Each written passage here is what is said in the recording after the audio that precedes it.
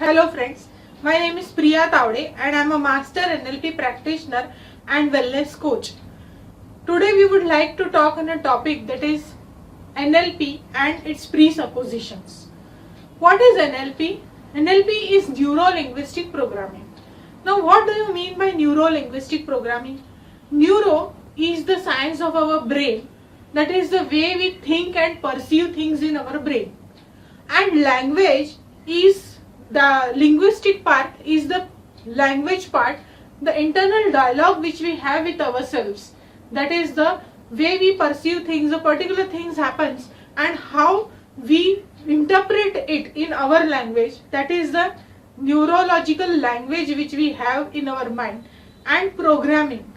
Now whenever we perceive anything that is programmed or stored in our mind, or we have a particular thinking pattern and belief system in our mind. The programming deals with how we can change the thinking pattern or we can reprogram the thinking pattern and we can work out towards positivity and more successful goal.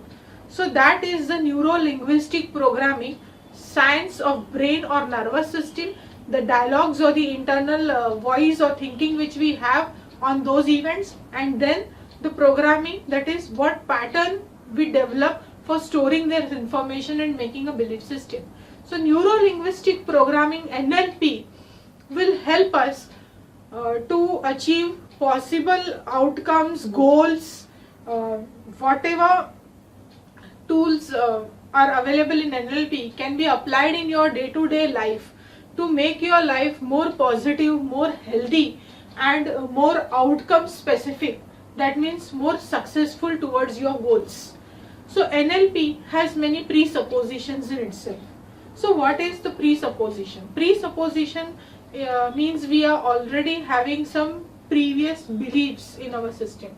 Such as there is a presupposition that map is not territory. Now my dear friends, you already know what is territory, what is map. Map is a pictorial representation of a particular area or a province, or you can say, suppose you have map of India. So is map India? No, definitely not. The map is representation of what India looks like in geographical terms. So when we say map is not a territory, that means suppose there is a person who has difficulty in swimming or who has difficulty in riding a two-wheeler. So is that person always unsuccessful in doing all the things? What happens in our day-to-day life or over a past period of life, what we do is we create unknowingly maps of our territories. For example, whenever you see any particular thing, when now towards, you know how to travel from your home to the railway station or how you want to travel from your home to the airport. So you know the area. Why? Because you have already been on those parts and that geographical location has been fit in your brain as a map. Now what you assume over a period of time, what happens in our life? Suppose one day you are unsuccessful in speaking in public on a stage, or one fine day a student gets very bad marks in a particular exam. So that getting bad marks in a particular exam is an event, is like a territory, and what we make a map of it, that this particular person is getting bad marks or is unsuccessful in a particular exam. But what we make a belief system out of that, people always make beliefs and maps. That map is fitted in another event. Whenever the child is going to give any other exam, the previous pattern is going to be matched and the feelings of getting unsuccessful are going to be copied. So that every exam is like a territory, and what map you make for one examination, the unsuccess of one examination is the map which is copied to the other examination, and what you say that it becomes a territory. Don't make that map matched with the other examination. Every examination is different. One he fails, other he is going to be very successful, but if that belief system is built in that particular child that you are failing in examination and you are always unsuccessful in examination, the child will automatically start getting failed, and he is going to be unsuccessful in all the examination. So what NLP tells is, if a particular experience is associated, a map is associated in one territory, you cannot have the same map for the other territory. The map is never a territory. Getting unsuccessful in one event is not the unsuccessful pattern carried on for all the events.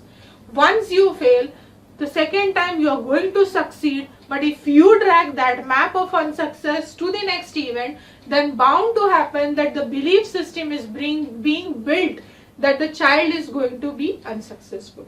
So this is a small example which I give. In day-to-day life, people always go into depression or all those things because of this particular thing. So always remember, my dear friends, a map is never a territory. A map is not a territory. A map is a pictorial representation which you are having of a particular geographic location. But the map is not the territory. You cannot go inside the map and see that particular thing. You have to go practically over there and visit the places.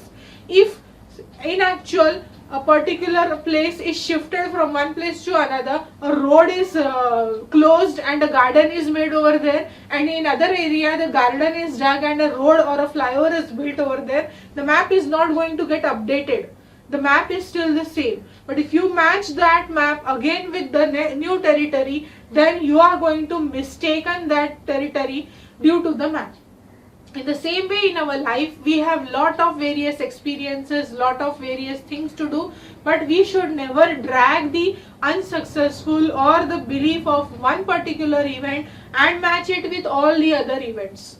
So my dear friends, remember, to get success in life, you should never have that presupposition. You should always believe that map is not a territory. Believe in yourself. You can success. Getting unsuccessful in one event is not going to affect your other events or other things in your life.